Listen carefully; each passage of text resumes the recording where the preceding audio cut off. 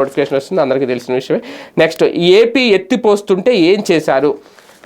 తెలంగాణ అసెంబ్లీలో రగిలిపోతోంది ఆంధ్ర తెలంగాణ నీటి వాటాలకు సంబంధించి. జగన్ సీఎం అయ్యాక పోతిరెడ్డిపాడు సామర్థ్యాన్ని 92,500 క్యూసెక్లు పెంచుకున్నారు. నీళ్లు తరలించుకుపోతున్నా కేసీఆర్ హరీష్ రావు ఉలకలేదు. కృష్ణా జలాల్లో రాష్ట్ర హక్కులను బీఆర్ఎస్ పట్టించుకోలేదు.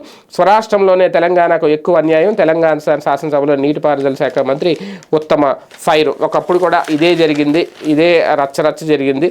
ఇప్పుడు కూడా అదే, కాకపోతే ఇప్పుడు కాంగ్రెస్ పాలన ఉంది కాబట్టి కేసీఆర్ గారు అప్పుడు చూస్తూ కూర్చున్నారు. నీళ్ళన్నీ మొత్తం ఆయన జోబీల్లోనూ, పై జోబీలో, కింద ఫ్యాంట్ జోబీల్లో, వెనక 2 జోబీలు వేసేసుకుని వెళ్ళిపోతున్నారు జగన్మోహన్ రెడ్డి గారు. వెళ్ళిపోయి ఆయన ఇంట్లో పెట్టుకుని దాన్ని మినరల్ వాటర్గా మార్చుకుని ఆయనే తాగేశారు. ఇది వాళ్ళు చెప్పేది. జగన్మోహన్ రెడ్డి గారు అయినా ఆయన ఇంటికి తెచ్చుకుంటాడు నీళ్లు. జగన్మోహన్ రెడ్డి గారు నీళ్ళు తెచ్చేసుకుని ఆయన తాగేస్తారా, గొట్టం వేసుకుని నోట్లో పెట్టేసుకుంటారా? ఎవరు ఎత్తుకుపోయారు? ఒకప్పుడు ఉమ్మడిగా ఉన్నప్పుడు అప్పుడు లేని గొడవలు, ఆంధ్రగా ఉన్నప్పుడు లేని గొడవలు ఇప్పుడు ఎందుకు వస్తున్నాయి? అక్కడ కేసీఆర్ గారు ఎందుకు చూస్తూ ఊరుకున్నారు నీళ్ళ విషయంలో? అప్పుడు కూడా ఇద్దరికి మధ్యగా పంచాయతీలు జరిగినాయి.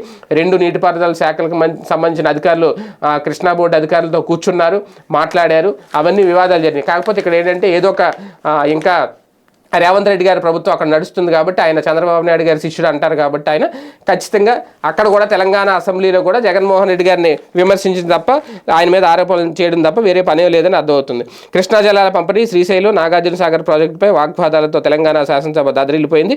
కృష్ణా నీటిని ఏపీ సీఎం జగన్ ఆంధ్రప్రదేశ్కు తరలించుకుపోతుంటే అప్పుడు కేసీఆర్ సహకరించారు అని చెప్పి కాంగ్రెస్ ప్రభుత్వం విమర్శించింది. అయితే ప్రాజెక్టులను కేంద్రానికి అప్పగించేందుకు కాంగ్రెస్ సర్కార్ ప్రయత్నిస్తుందంటూ ప్రతిపక్ష బీఆర్ఎస్పై ఎదురుదాడికి దిగింది. ఇది ఇంతకీ విషయం ఏంటంటే సాక్షిలో వచ్చింది వార్త, అంటే ఆంధ్రజ్యోతిలో కూడా వచ్చింది అనుకోండి. కాకపోతే వీళ్ళు కూడా ఏంటంటే సాక్షిలో ఉన్నట్టుగా రాశారు. అసలు అక్కడ ఏం జరిగిందనే దీన్నే స్పాట్ వార్త అంటారు. ఈనాడు, ఆంధ్రజ్యోతిలో ఆ స్పాట్ వార్తల్లో కూడా సొంత పైత్యం, సొంత విశ్లేషణ చేసేస్తున్నారు కాబట్టి లేనిపోని తలనొప్పులు అయితే వస్తున్నాయి.